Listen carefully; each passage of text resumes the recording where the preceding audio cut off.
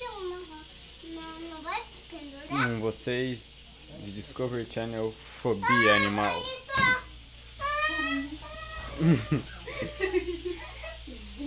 Fobia animal. Pode?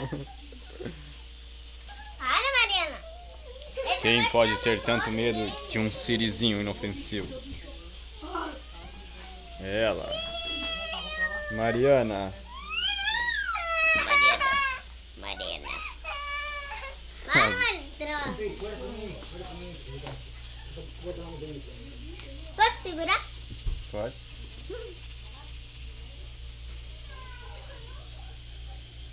Mexe ele. Ai. Eita. Assim? Vai fazendo assim. Como?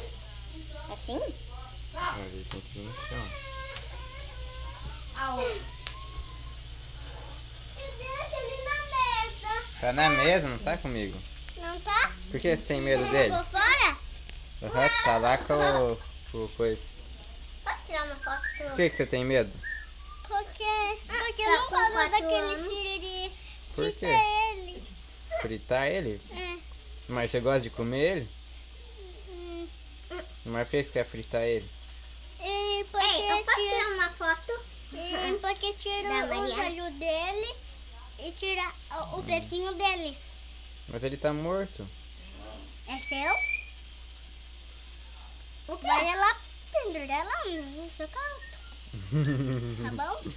Tá bom, eu pendurar lá no seu quarto, tá bom? Tá? Tá? Pendurar lá no seu quarto. Pendurar lá no seu quarto. Você não falou pra me pendurar no seu quarto? Não. Você leu que tá aqui? Aham. Eu tava aqui perto, tava aqui Tira uma foto atrás aí. dele. Tira uma foto disso. O homem que pegou o tubarão. Pode pegar. Cadê a Júlia? Tá aqui. Ô, minha Julinha. Oh. Cuidado com... Acordou, Julinha? Sai daí. Sai daí, cara. Aqui, ó. O Ardenésio pescou o tubarão.